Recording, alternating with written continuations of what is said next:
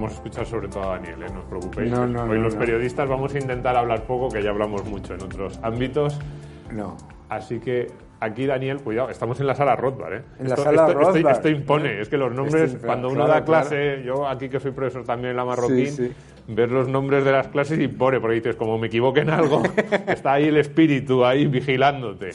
Así que, ¿cómo ves tú la coyuntura macro, esa recesión? El otro día leía en Twitter a alguien que decía, esta es la recesión más anunciada de la historia y la que nunca acaba de cumplirse, porque parece que siempre estamos como en el límite, pero no acabamos de caer en ese concepto ahí de recesión técnica. Está en todos los países, pero parece que lo que sí que hay es una ralentización. ¿Cómo ves tú a nivel global y sobre todo en los países occidentales esa situación?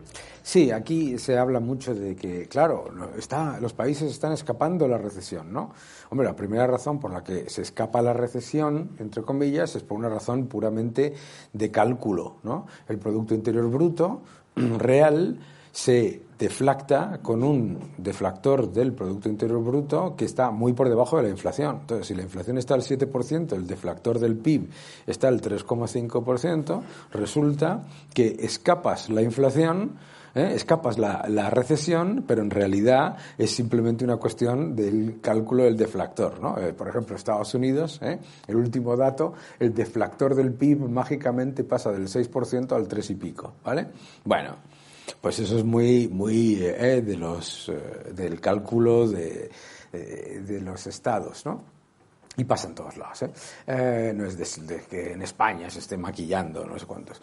Segundo, claro, cuando tú has inyectado en la economía 20 billones de dólares, ¿cómo vas a entrar en recesión? Te metes en estancamiento, claro, porque el peso de los estados, que es prácticamente el 40-50% del PIB, pues obviamente mantiene el Producto Interior Bruto, que es el gasto del público, más el gasto de las familias, más la inversión, más las exportaciones, menos las importaciones. Entonces, oh sorpresa, resulta que ante una recesión manufacturera y de servicios casi mundial, pues resulta que el PIB se mantiene. ¿Por qué? Porque el gasto público y las importaciones, el gasto público sube y las importaciones bajan. Bueno, eso es el PIB, ¿no? El PIB, mira, ya que estamos en la sala Rothbard, Rothbard además decía que el Producto Interior Bruto es la peor manera de analizar la economía que más beneficia a los estados. Estamos en recesión, claro, estamos en recesión del sector productivo. El sector productivo, tanto los índices manufactureros del sector industrial como del sector servicio están en contracción. Están en contracción significativa. La confianza del consumidor está a mínimos. La confianza empresarial también está a bajos. Entonces, estamos en recesión del sector productivo. Bien, eso es lo que tenemos que tener en cuenta. Y desde el punto de vista del Producto Interior Bruto y de los agregados macroeconómicos, estamos en la resaca de los estímulos. Estamos literalmente en un estancamiento con elevada inflación y con altísima deuda. Y esta es la primera vez en la historia reciente. Pues Dios, me acerco al micrófono. Esta es la primera vez en la historia reciente en la que nos vamos a encontrar un periodo de elevada inflación en la que el gasto público no solamente no baja, sino que sube. Por lo tanto, pues tenemos que monitorizar el riesgo de que esa inflación se estanque. Fíjate si se estanca, que ayer publicó Estados Unidos un dato de inflación del 7,1%, subiendo en noviembre los precios un 0,1%, mientras las materias primas llevan cayendo desde junio, y el mercado entero se va para arriba diciendo, bien, un 7% de inflación estructural. A ver, a mí este panorama que dibujas me parece preocupante. No solo por estas pequeñas trampas no es una trampa, ojo, lo hace todo el mundo, No, por eso digo, no. Pero es una manera, digamos, de suavizar los datos, ¿no? Pero porque llama, la primera palabra que me aparece es zombificación de la economía. Hombre, claro. Porque estás hablando de una economía productiva que en realidad está estancada y que estamos ya no solo maquillando los números, sino maquillando, sosteniendo el edificio de cualquier forma a base de actividad que en realidad no es productiva, que no genera riqueza o que desde luego no genera la riqueza, el crecimiento a largo plazo sostenible que se puede esperar de una economía sana. Imagínate, hazlo desde un punto de vista, aquí estamos rodeados de empresarios y gente de empresa, piénsalo desde el punto de vista de una empresa, como si tú inyectas en la economía más de 20 billones de dólares y el impacto en crecimiento potencial no solamente no es positivo, sino que es cero, imagina el absoluto y total fracaso en rentabilidad sobre el capital empleado de ese, entre comillas, estímulo, ¿no? Y eso es algo que en el keynesianismo nunca se calcula, porque en el keynesianismo, si no ha funcionado es porque no se ha gastado lo suficiente, ¿no? Estamos en la sala Rothbard de nuevo, siempre es la excusa de que el problema no ha sido de gastar mal, sino de no haber gastado lo suficiente. Entonces, yo creo que además, si lo piensas, la tendencia en realidad es que es exactamente la misma que teníamos en el año 2019. Aquí se ha puesto todo primero bajo el paraguas del COVID y después bajo el paraguas de la guerra, de la invasión de Ucrania, ¿no?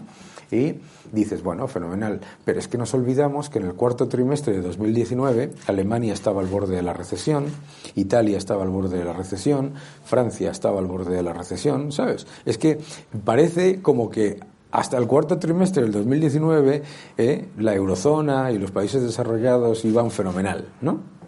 Y luego tenemos el frenazo de China, al que se le ha puesto otro paraguas, que es el del COVID-0, pero no es el frenazo de China, no tiene absolutamente nada que ver en términos estructurales con la política de COVID-0, tiene que ver con el pinchazo de la mayor burbuja inmobiliaria de la historia.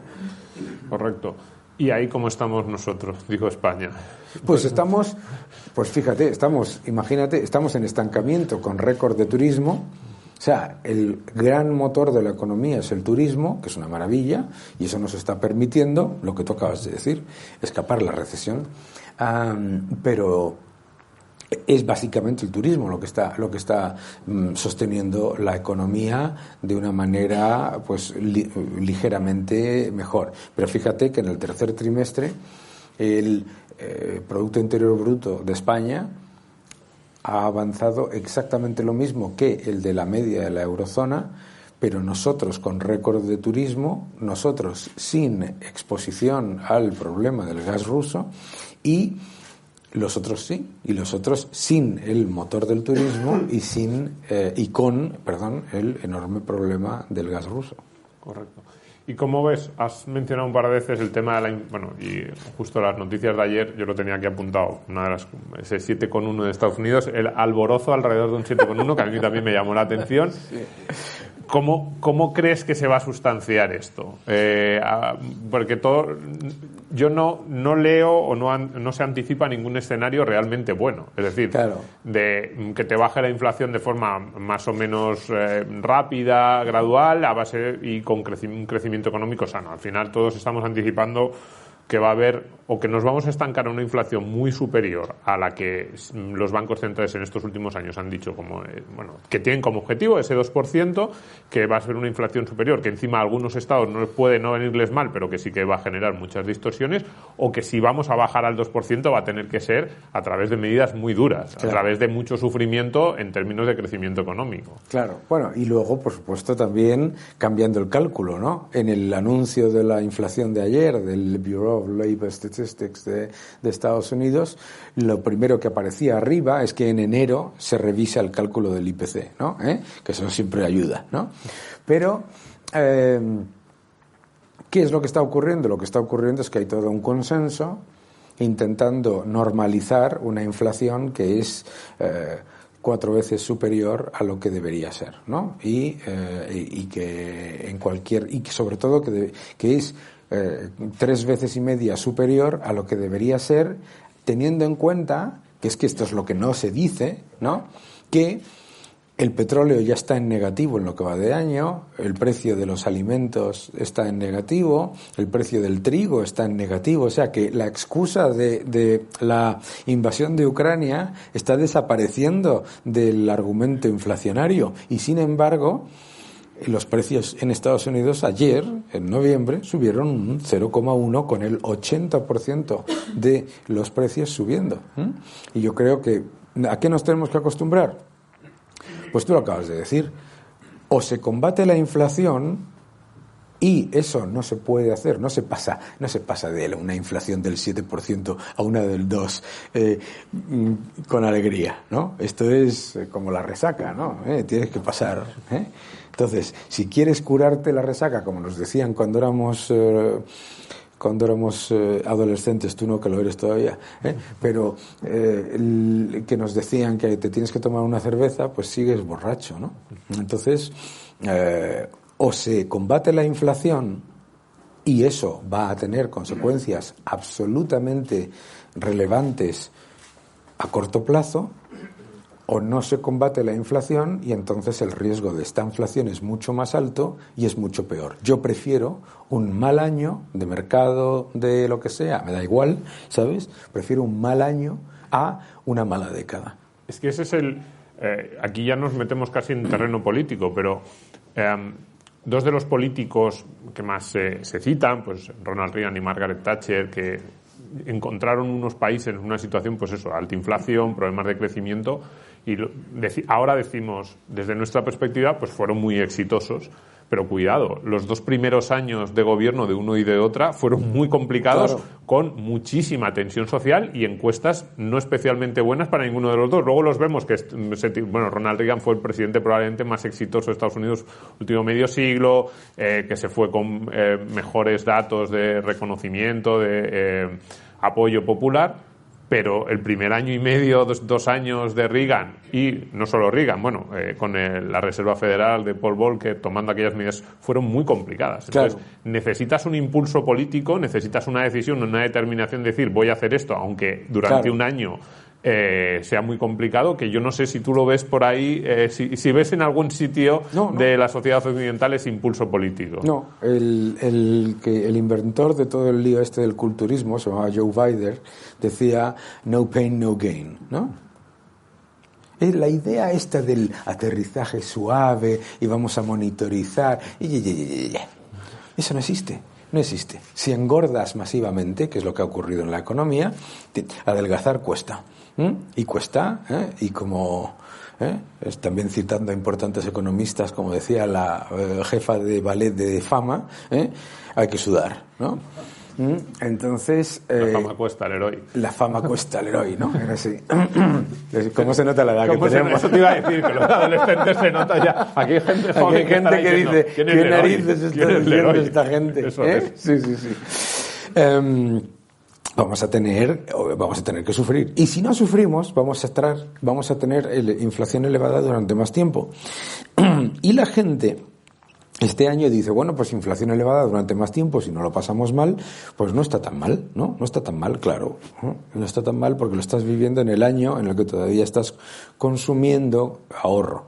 Pero cuando el ahorro se empieza a erosionar y la inflación es persistente, empiezan los problemas.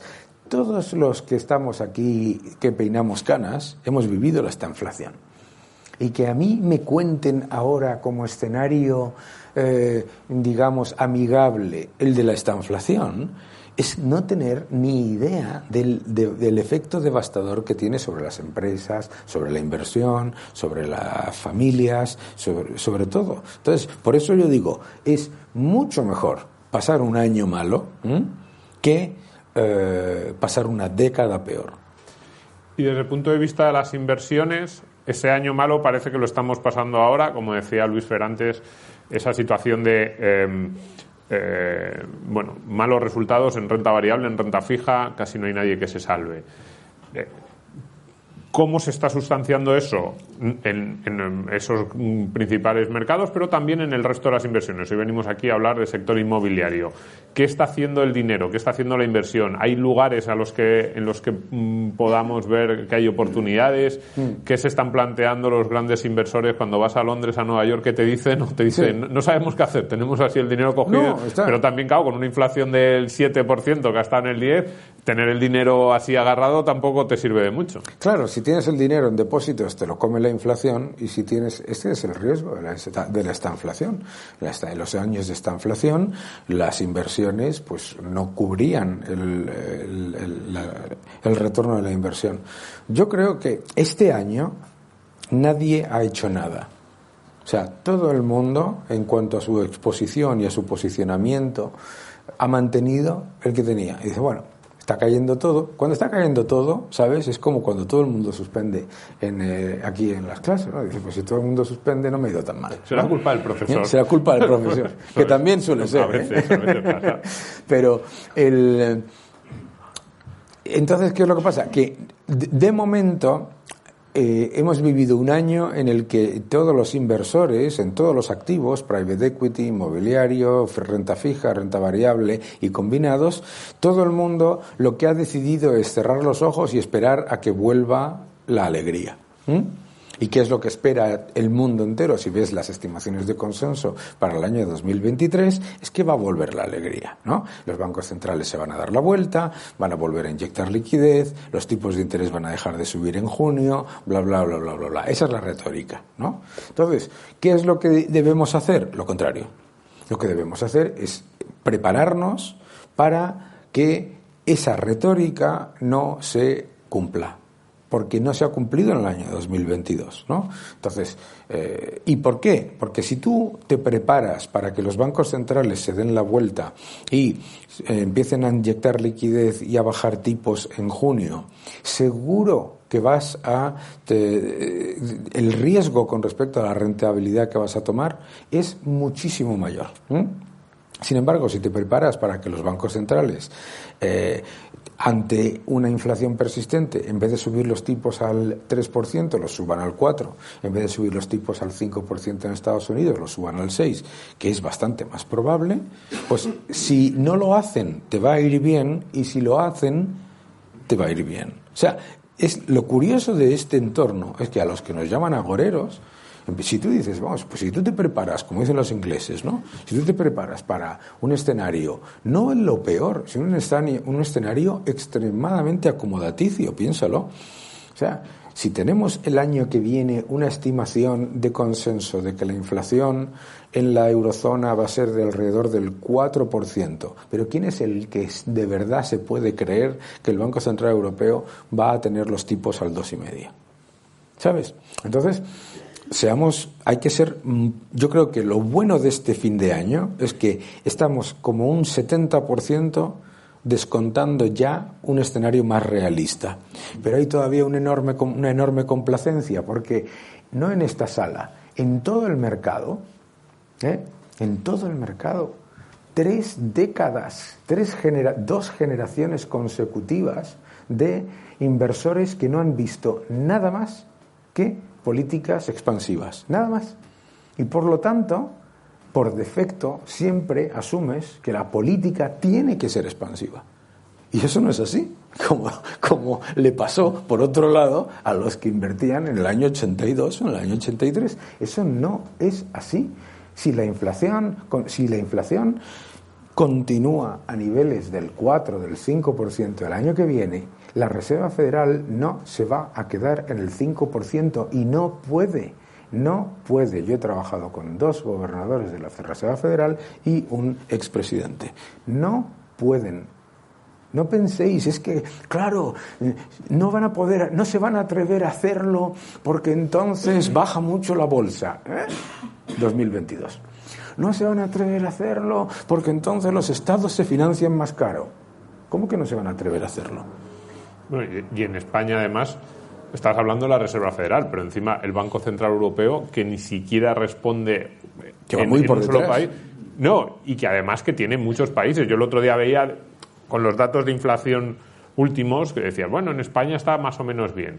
Y dices, claro, pero incluso dices, venga, te compro el argumento, pero dices, Holanda estaba en octubre al 16,8, luego creo que había bajado algo en noviembre. Alemania, Austria, por encima del 11% en octubre. Y yo digo, estos países no van a permitir que el Banco Central Europeo no tome medidas muy contundentes con esa inflación que además a ellos les da mucho miedo, y con razón, porque le vaya a costar a España un punto más de PIB financiarse o el pago de intereses dentro de 5 años en los presupuestos. Es que ni se lo plantean. Es decir, no, claro, por seguir financiando o apoyando a los países del sur, nosotros aceptamos esta inflación. No, les van a exigir que haya una política, yo creo, muy restrictiva. Claro, y porque además en esos países no se utiliza el subterfugio demagógico que se utiliza aquí, ¿no? O sea, los alemanes ven su inflación al 10-12%, al 10%,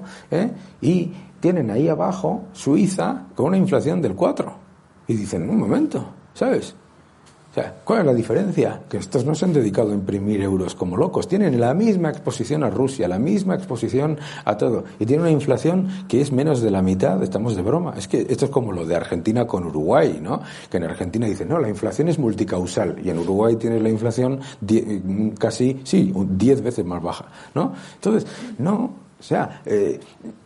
la inflación tiene una causa monetaria clarísima, una causa monetaria clarísima. Y vuelvo a repetir, que no paran de decirnos que es que el coste de la energía, que los precios energéticos llevan bajando desde junio, que está el petróleo en negativo este año, que cualquier productor de la OPEP te lo dice, oiga, que esto es un desastre, ¿no? Y aquí seguimos diciendo, no, es que la inflación es por la energía, la inflación es por la energía, la inflación es por la energía, y todos los precios subiendo a la vez, ¿no? Vuelvo a Rothbard otra vez. Los precios no suben todos a la vez para la misma cantidad de dinero. No, suben todos a la vez para la misma cantidad de dinero. Los precios no suben en noviembre en Estados Unidos, el 80% de los precios, todos subiendo, si la cantidad de dinero es la misma. No te veo muy optimista. No, estoy siendo extremadamente optimista. Esto es lo que me fastidia de lo que la gente dice. ¿Por qué? ¿Por qué estoy siendo extremadamente optimista? Porque estoy diciendo, si la gente entiende, estoy diciendo, en el año 2023 los bancos centrales van a seguir teniendo los tipos de interés reales negativos. Mi primera hipoteca me la dieron al 13,8%. Eso dice dos cosas. Uno, la edad que tengo. Dos, la inflación que había. El equivalente hoy de que te den, oh Dios mío, una hipoteca al 3,5% o al 4% es que a mí me lo hubiesen dado al menos 12%. ¿De qué estamos hablando? Estamos hablando de una economía dopada y adicta a que el exceso no solamente se mantenga, sino que aumente, enfadada porque le estás diciendo que se va a mantener el exceso pero no va a aumentar, que es lo que estoy diciendo yo. Es que la gente se está enfadando porque no me están trayendo no mi dosis, sino mi dosis y otra más para el fin de semana. Es que no tiene ningún sentido que la gente considere que lo que yo estoy diciendo es negativo. Correcto. Y por terminar, aquí vemos el título, Inversión en un entorno de crisis. ¿Qué les dirías tú a los inversores en el sector inmobiliario, en otros sectores? Si quieres también algo para el sector inmobiliario, en general, ¿cómo afrontarías tú este próximo año? O sea, has dicho antes que casi, yo no sé si te he entendido, prepararse para lo peor, pero... claro. Algo hay que invertir. Algo hay que hacer, por lo que tú has dicho, el tener el dinero... Claro, el mejor momento para invertir es ayer. ¿Y por qué? Porque todo lo que estamos hablando es para el año que viene, pero todos estaremos pensando a largo plazo. Porque a mí me molesta mucho la gente que me está dando el rollo todo el día con lo que ha pasado el mes pasado, cuando me dicen que son inversores a largo plazo. Aquí en España todo el mundo se llama value, no sé qué, ¿no? Pues entonces, ¿de qué estamos hablando? Pues el momento para invertir es ayer. Pero tienes que ser consciente de que no puedes contar con una expansión de múltiplos que ya se ha dado antes de que hubiese inflación, ¿sabes? En el sector inmobiliario, tradicionalmente, tú te protegías contra la inflación comprando inmobiliario en un entorno en el que subía la inflación. ¿Cuál es el problema? Que las valoraciones ya han reflejado esa inflación que no se daba en los precios de los bienes y servicios, en los precios de los activos, en la época de la expansión cuantitativa. Se ha multiplicado por 5, si no me equivoco, el precio de las casas en Suecia. Claro, ahora está cayendo, normal. en China, en Estados Unidos, en Reino Unido, normal, ¿no? Entonces, como asset classes, como índices, tenemos que ser cautelosos, pero tenemos que ser cautelosos porque si lo que estás esperando es expansión de múltiplos, que es lo que hemos estado viviendo durante 2 décadas, 2 décadas completas, solamente expansión de múltiplos. Entonces, lo que tenemos que ser es eso que se repite constantemente y que es un rollo total, que es, hay que ser selectivos. Pues claro que hay que ser selectivos. No puedes esperar. A ver, es imposible que haya expansión de múltiplos y expansión de valoraciones con subidas de tipos y reducción de la masa monetaria. No puede pasar. No puede pasar. Entonces la masa monetaria se está reduciendo, gracias a Dios, los tipos están subiendo, gracias a Dios, por lo tanto no cuentes con expansión de múltiplos. Pero eso significa que eso no hay oportunidades. Cuando se corrigen las valoraciones de todo, aquello que estaba barato está más atractivo, ¿sabes? Entonces lo que hay que trabajar, vamos a tener que trabajar un poco más, ¿no? Porque antes era, oye, que baja el mercado, compra, que baja el mercado, compra, que es que esto está caro, compra, que esto está, compra. Si todo era siempre, va a venir papá, no papá, sino yo qué sé qué, Banco Central, y me va a solucionar una mala decisión de inversión, pues ya no va a ocurrir. Entonces, quitas eso, no pasa nada, y además es mucho mejor. ¿Cómo se han hecho todos los patrimonios de España? Todos los patrimonios de España se han construido en contracción monetaria. Es que me revienta lo que estoy escuchando todos los días estos últimos meses, me vais a perdonar. Todos los patrimonios de España se han construido en contracción monetaria y severa. ¿Por qué narices tenemos que estar esperando que el Banco Central me baje los tipos o me aumente la liquidez? Dejemos ya de pensar de manera burbujera y pensemos en invertir, y cada uno con su horizonte y con su perfil de riesgo, claro. Perfecto, pues muchas gracias. No sé si hemos acabado optimistas o pesimistas. Hombre, sí, optimistas sí o sí. Hombre, no me fastidies. Bueno, realista. Yo creo que todos los días invierto. Todos los días invierto. Significa, pero la idea de que solamente puedes invertir pensando que todo va a ir bien es una estupidez, me vais a perdonar, de tal calibre que no se sostiene en la historia de la inversión. O sea, ¿te imaginas a Warren Buffett diciendo, bueno, es que no voy a invertir ahora porque es que las cosas o están muy caras o están... No, inviertes todos los días. Del año 68 al 82 me voy a mi casa. Claro, me voy ahí, me enfado.